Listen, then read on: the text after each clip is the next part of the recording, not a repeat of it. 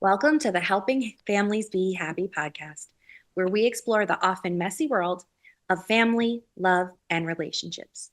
I'm your host for this podcast, Adina Oberman, a mom, former preschool teacher, picture book lover, and member of the Familius marketing team.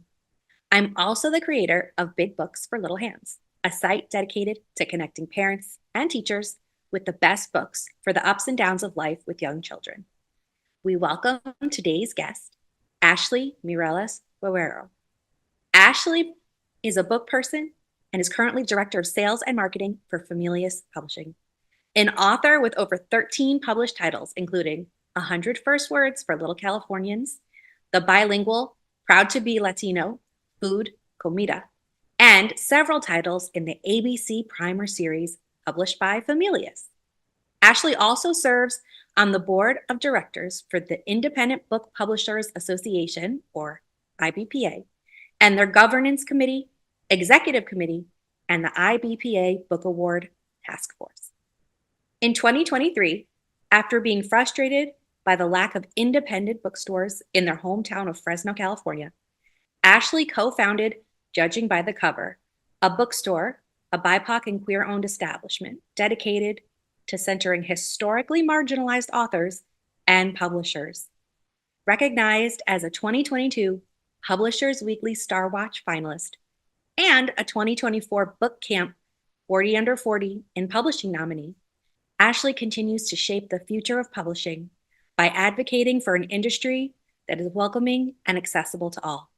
She resides in Fresno, California, where she shares her home with her partner and two beloved rescue dogs. This episode aligns with the Familius habits, learn together and read together.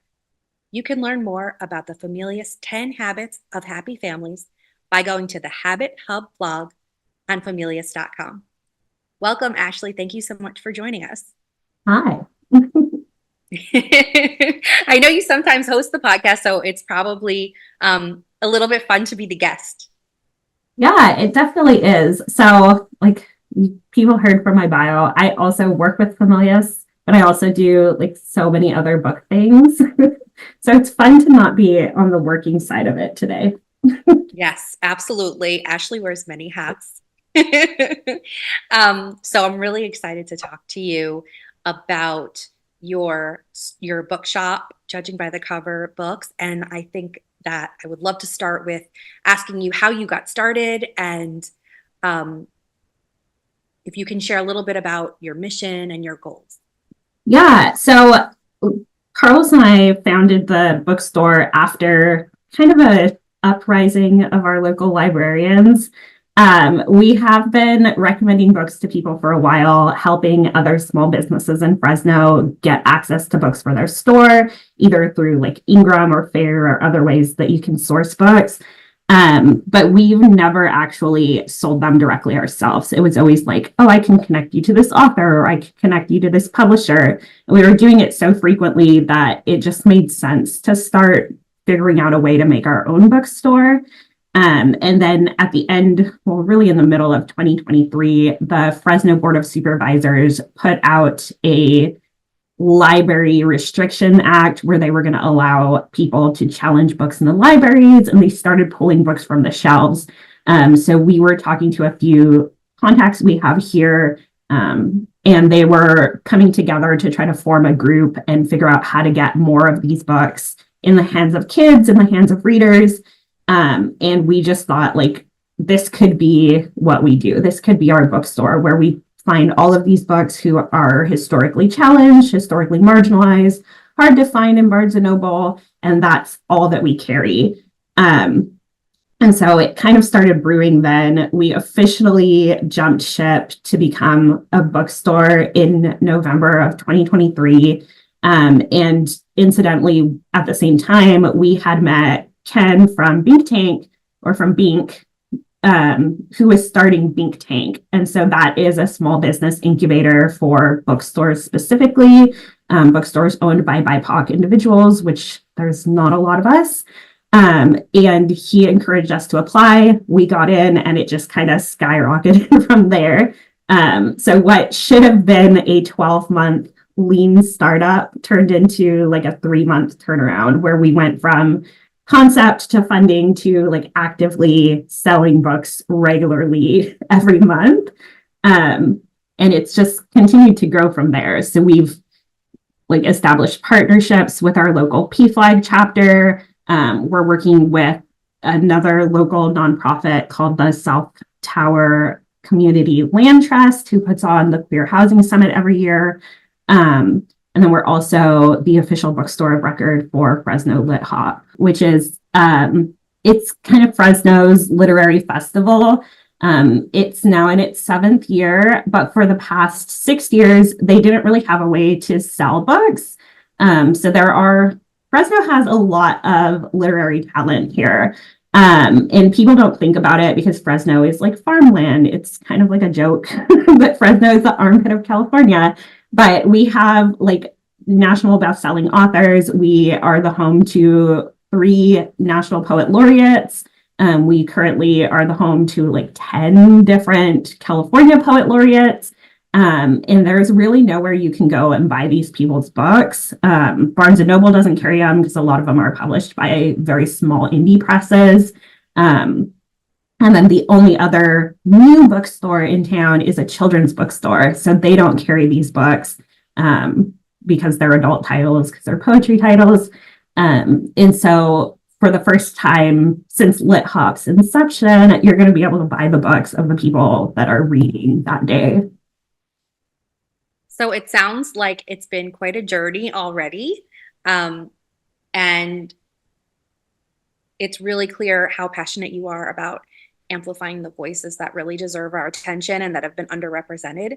Can you talk a little bit about your book selection process? Obviously, you're making sure that you carry banned books, but do you have a process that you go by prioritizing, the certain kinds of titles or certain authors and things like that? Yeah, so far, because we're a novel format bookstore right now, we do pop-ups, we do events, we kind of theme our inventory. So instead of like saying we're going to carry all books by queer authors this year or this month, we'll look at a theme that's coming up. So next month, we're doing a book pop-up that's all about hip hop. And so we take the theme and then try to find books written by like historically marginalized authors, or try to find books that are published by small presses. So whatever the theme is, we did one that was all Fresno. So we had nothing but Fresno authors and books. We've done one that was all like mindfulness. This month, we put together a list of books that were about disability pride. We're recording in July, so July is Disability Pride Month. And so all the themes kind of change periodically. And this is really the way that we want to set up the physical store, where instead of saying like, this is all nonfiction, we want to say these are music, these are about disability pride, these are anti-racist books, and focus more on these kind of themes, because a lot of readers don't go into a store and say, I want nonfiction. Like some people might, but a lot of times they have a subject in mind that they want to learn about. And whether that's like learning about it from a nonfiction perspective, or reading about poetry, or reading about it through a novel, or like a historical fiction novel, they don't, like, a lot of readers don't always have that genre in mind, where like we in the industry know that there's like a BISAC code and we could organize that way. That's not how people have been asking for books. They want books about a certain topic, and they don't always care what genre it is or what format it is. It's just this theme. And so that's kind of what we've been doing. And then the overall store has like the rule that we're prioritizing and centering BIPOC, queer, and historically marginalized groups, which for us includes authors from Fresno, because we're a very rural area that doesn't always get recognized as a literary capital, which it is. I'm really glad that you're sharing all of this information, because I think many of our listeners as, people who love books and people who buy books and value reading and literacy, we tend to not really know what goes on behind the scenes and all of the research and just everything that goes into creating the books that are on the shelves at stores or that are featured on websites. So I'm glad that you're kind of giving us a little bit of a peek behind the curtain. For those who might be their instinct might be to go to an online big box retailer to buy their books. Can you share a little bit about why it's important to support indie bookstores like Judging by the Cover and entrepreneurs like you? Yeah, I mean, so Amazon is kind of a necessary evil in the industry, right? Like from a publisher and author perspective, I see why Amazon is important. It's kind of hard not to shop at Amazon or try not to work with them. But from kind of a small business perspective, one of the things that Amazon does and one of the reasons that they're able to operate the way that they do is because they have a lot of tax breaks. And so when you're shopping with Amazon, even if you have like an Amazon warehouse near you, a lot of your money isn't going back to the community. It's going straight to Amazon. From like an author perspective, if you're a national best-selling author that people really know about, then sure, like you're doing great. It's easy to find your books. It's easy for you to show up in the algorithm. But for a lot of authors and publishers who are not the big five, operating in Amazon is really expensive. And a lot of times their books aren't shown to the public. So the algorithm really goes against anyone who isn't a national bestseller with tons of money flowing in. When you're shopping on Amazon, you're usually missing out on a lot of like indie gems that are truly like small press created books. You're also probably missing out on a lot of books written by BIPOC authors, unfortunately, because of the way that Amazon's algorithm works. And when you go into a bookstore, booksellers are trained to help you find books that maybe you didn't think about. So if you type into Amazon, like, I want a book like, I don't know, Court of Mist and Fury, you're going to get the other books in the series. You're not going to get other series that you might like that are also like that book, because Amazon doesn't work that way. It's a computer algorithm. It's not a person thinking. Whereas like, there have been times when people come to our pop-ups and say, I just really like poetry that doesn't read like poetry. Like you can't type that into Amazon and get a good book as a result, but I know what books we have and I know what might fit into that request.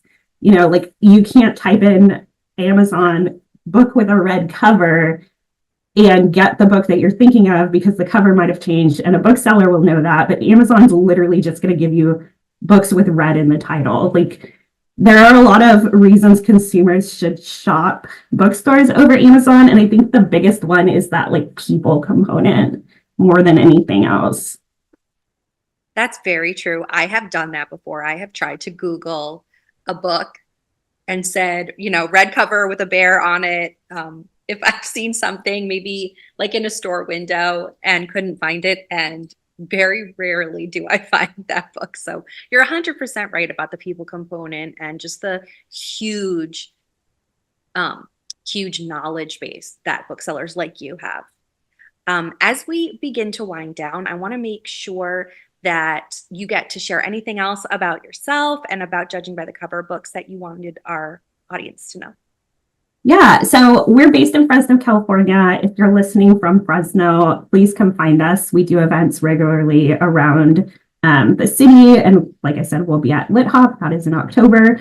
If you're not near us, or if you don't have a bookstore near you, which is unfortunately becoming more and more common as like Barnes & Noble and Amazon push people out, another way to support indie bookstores is bookshop.org.